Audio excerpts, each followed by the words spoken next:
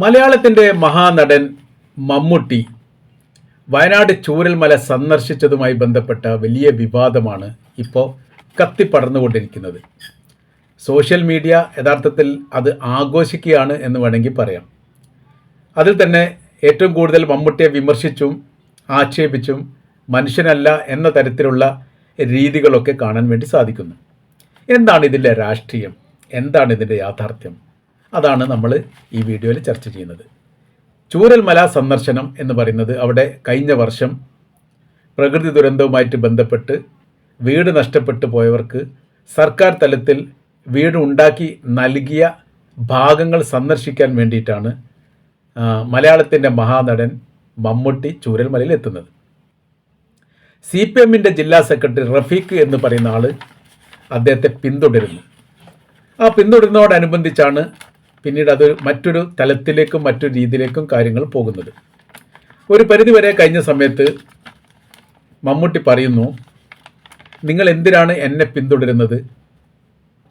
അങ്ങനെ വരുന്ന സമയത്ത് നിങ്ങൾ ക്ഷണിച്ചിട്ടാണ് ഞാൻ വന്നത് എന്ന് പത്രക്കാരോ മീഡിയക്കാരോ എഴുതാൻ സാധ്യതയുണ്ട്, അല്ലെങ്കിൽ അങ്ങനെ വരും, അതുകൊണ്ട് മാറി നിൽക്കണം എന്ന് വളരെ കൃത്യതയോടുകൂടി സത്യസന്ധമായ രീതിയിൽ മാർക്സിസ്റ്റ് പാർട്ടി എന്താണെന്നും അതിൻ്റെ നയങ്ങൾ എന്താണെന്നുള്ളതും എന്താണ് തൻ്റെ നിലപാട് എന്നുള്ളതും കൃത്യമായി മനസ്സിലാക്കിയ അദ്ദേഹം ഉപദേശിക്കുന്നു. ഇത്രയേ അവിടെ സംഭവമുള്ളൂ. സ്വാഭാവികമായ രീതിയിൽ നമ്മളോടൊപ്പം ഫോളോ ചെയ്യാൻ വേണ്ടി മറ്റൊരാൾ വരുമ്പോൾ നമുക്ക് താല്പര്യമില്ലെങ്കിൽ അവരോട് പറയാം, ഒന്ന് മാറി നിൽക്ക്, എൻ്റെ കൂടെ വരണ്ട എന്നുള്ളത്. അതിലൊരു തെറ്റുമില്ല. ഒരു പൊതുവേദിയിൽ ഇത്തരം ഒരു പ്രവൃത്തി നടത്തുക എന്ന് പറഞ്ഞാൽ തീർച്ചയായിട്ടും അവരവൻ നിൽക്കുന്ന സ്റ്റാൻഡും സ്റ്റേജും മനസ്സിലാക്കി കഴിഞ്ഞാൽ ആരും ചെയ്യാവുന്നതാണ്. അത് മാത്രമേ മമ്മൂട്ടി ചെയ്തിട്ടുള്ളൂ. 100% അദ്ദേഹം ചെയ്താണ് ശരി. അതിൻ്റെ ഒരു രാഷ്ട്രീയം, ഇപ്പോൾ ഒരു ഇലക്ഷൻ കാലമാണ്, വരാൻ പോകുന്ന സമയത്ത് ഇലക്ഷനാണ്. ഈ ഒരു കാര്യം ഫോളോ ചെയ്തു അദ്ദേഹത്തോടൊപ്പം തുടക്കം മുതൽ അവസാനം വരെ CPM ജില്ലാ സെക്രട്ടറി ഉണ്ടെങ്കിൽ വരാൻ പോകുന്ന ഇലക്ഷനിൽ വേണമെങ്കിൽ പോസ്റ്റർ വരെ പുറത്തിറങ്ങും. ഞങ്ങളുടെ ക്ഷണപ്രകാരം മമ്മൂട്ടി സ്ഥലം സന്ദർശിക്കുന്നു. ഇടതുപക്ഷ ചിന്താഗതിക്കാരനും ഇടതുപക്ഷവുമായിട്ട് ആശയത്തോട് താല്പര്യമുള്ള വ്യക്തിയാണ് മമ്മൂട്ടി എന്ന് പറയുന്നത്. അപ്പോൾ അങ്ങനെ വരുന്ന സമയത്ത് അത് കുറച്ചും കൂടി എന്ത് ചെയ്യാൻ വേണ്ടി പറ്റും, പ്രചരണം നടത്താൻ വേണ്ടി പറ്റും. ഈ ഓരോ പ്രചരണത്തിനെയും പ്രതിരോധിക്കാൻ വേണ്ടി മമ്മൂട്ടിയെ പോലെയുള്ള അല്ലെങ്കിൽ ഏതെങ്കിലും സിനിമാ നടന്മാർ പത്രസമ്മേളനം വിളിക്കുന്ന രീതി സാധാരണഗതിയിൽ ഇല്ല.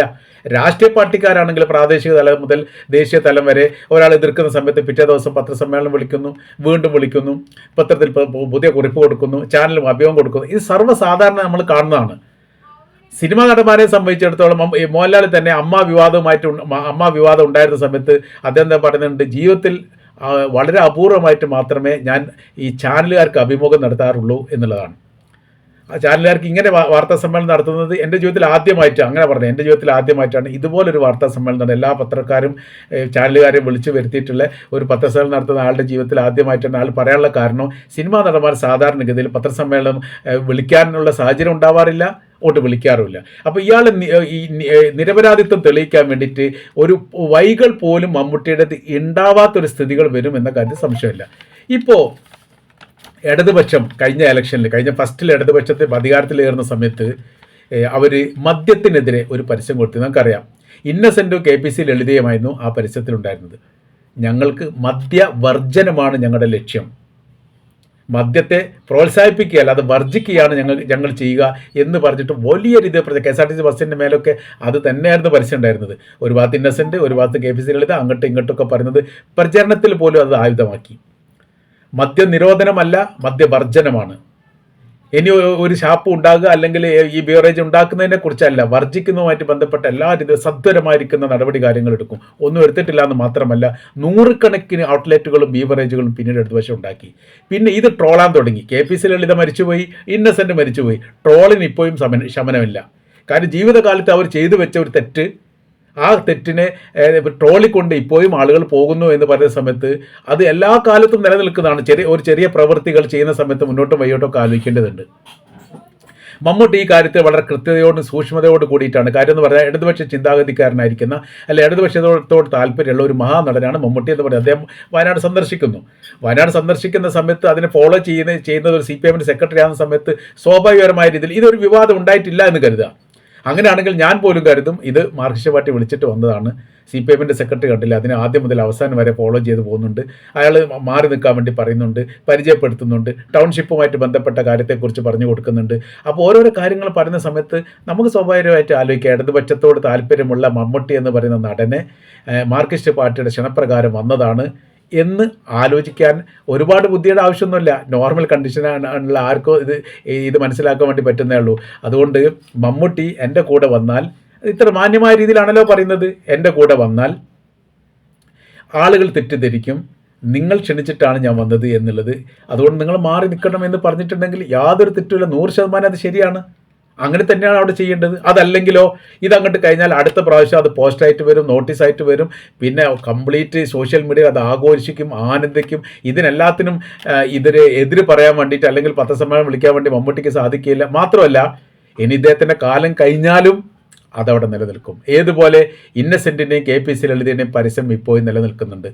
മദ്യവർജനമാണ് തങ്ങളുടെ ലക്ഷ്യം. ഇടതുപക്ഷത്തിൻ്റെ താല്പര്യം അങ്ങനെയാണ്. അവരധികാരത്തിൽ വന്നാൽ ഈ പ്രവൃത്തിയാണ് ചെയ്യുക.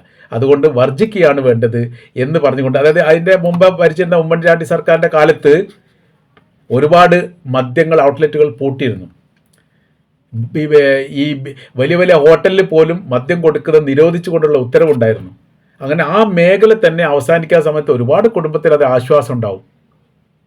മദ്യം കൊണ്ട് തകർന്നു പോയിരിക്കുന്ന നൂറുകണക്കിന് കുടുംബങ്ങളുടെ മധ്യയാണ് നമ്മൾ ജീവിക്കുന്നത് കേരളത്തിൽ.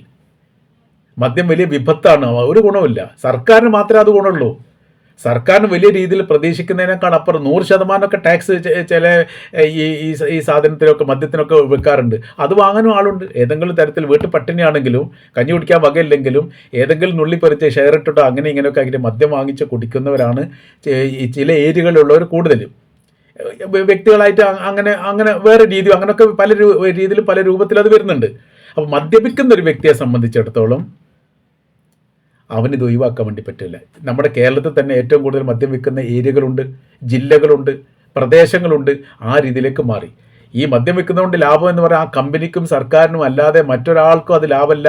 നഷ്ടത്തിൻ്റെയും പ്രയാസത്തിൻ്റെയും ബുദ്ധിമുട്ടിൻ്റെയും വേദനയുടെയും കഥകൾ മാത്രമാണ്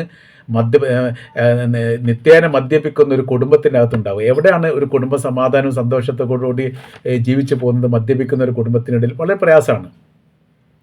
ഇതിനിടയിൽ തന്നെ ഒരു എഴുത്തുകാരൻ എഴുതിയത് വളരെ ചിന്താപരമായ രീതിയിൽ തോന്നിയ ഒരു കാര്യമെന്ന് പറയുന്നത്, ഒരു ഡോക്ടർ തൻ്റെ മകനെ ഡോക്ടറാക്കാൻ വേണ്ടി ആഗ്രഹിക്കും.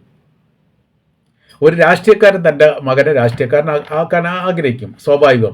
ഒരു ശാസ്ത്രജ്ഞൻ തൻ്റെ മകനെ ശാസ്ത്രജ്ഞനാകാൻ ആഗ്രഹിക്കും. അങ്ങനെ ഏത് ഫീൽഡിലാണോ ഒരു പിതാവുള്ളത് അല്ലെങ്കിൽ മാതാവുള്ളത് ആ മേഖലയിൽ തിളങ്ങാൻ വേണ്ടിയിട്ട് പിതാവും മാതാവും ആഗ്രഹിക്കുക എന്നുള്ളത് സ്വാഭാവികമാണ്. അപ്പോൾ ചോദ്യം ഇതാണ്, ഒരു മദ്യപാനി തൻ്റെ മകനെ തന്നേക്കാൾ വലിയ മദ്യപാനിയായി തീരണം എന്ന് ആഗ്രഹിക്കുന്നുണ്ടോ എന്ന്? ഇല്ലല്ലോ.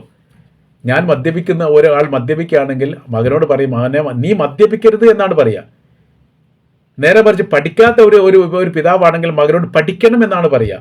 അപ്പോൾ ഇതിൻ്റെ ഏറ്റവും വലിയ നാശങ്ങൾ, ഇതിൻ്റെ പ്രയാസങ്ങൾ വളരെ കൃത്യതയോടുകൂടി മനസ്സിലാക്കുന്ന വ്യക്തി എന്ത് ചെയ്യും? അത് തടയപ്പെടും. മമ്മൂട്ടി ചെയ്തത് അതാണ്. അയാളുടെ കാലശേഷവും ഇങ്ങനെ വന്നത്, ചൂരൽമല താൻ സന്ദർശിച്ചത് മാർക്സിസ്റ്റ് പാർട്ടി ക്ഷണിച്ചിട്ടാണ് വന്നത് എന്ന് പറയാതിരിക്കാനുള്ള വളരെ കൃത്യതയോടുകൂടിയുള്ള ഒരു രാഷ്ട്രീയമാണ് അയാൾ പുറത്തെടുത്തത്. ഞാൻ എൻ്റെ സ്വതന്ത്രമായ ഇഷ്ടത്തിന് വന്നതാണ്, ആരും സപ്പോർട്ടില്ല, നിങ്ങളെ സപ്പോർട്ട് എനിക്ക് ആവശ്യമില്ല. നിങ്ങൾ രാഷ്ട്രീയക്കാരനായതുകൊണ്ട് അദ്ദേഹം ഒരു സാംസ്കാരിക സ്ഥാനത്തുള്ള ആളാണെങ്കിലോ സാമൂഹ്യ രംഗത്തുള്ള ആളാണെങ്കിലോ ഇത് പറയില്ല.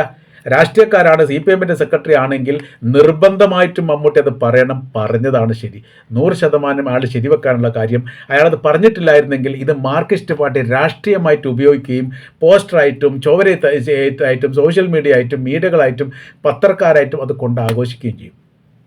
മമ്മൂട്ടിയുടെ കാലം കഴിഞ്ഞാലും ഒരു പക്ഷേ ഉണ്ടാവും. അത് ദീർഘദൃഷ്ടിയോടുകൂടി മനസ്സിലാക്കിയിട്ട് തടയപ്പെട്ടു എന്നുള്ളത് തീർച്ചയായിട്ടും കൃത്യമായിരിക്കുന്ന രാഷ്ട്രീയ നിലപാടുള്ള വ്യക്തിയാണ് മമ്മൂട്ടി എന്ന് അദ്ദേഹം തെളിയിച്ചിരിക്കുന്നു എന്നാണ് ഈ വിഷയവുമായിട്ട് ബന്ധപ്പെട്ട് എനിക്ക് മനസ്സിലാക്കാൻ വേണ്ടിയിട്ട് സാധിക്കുന്നത്.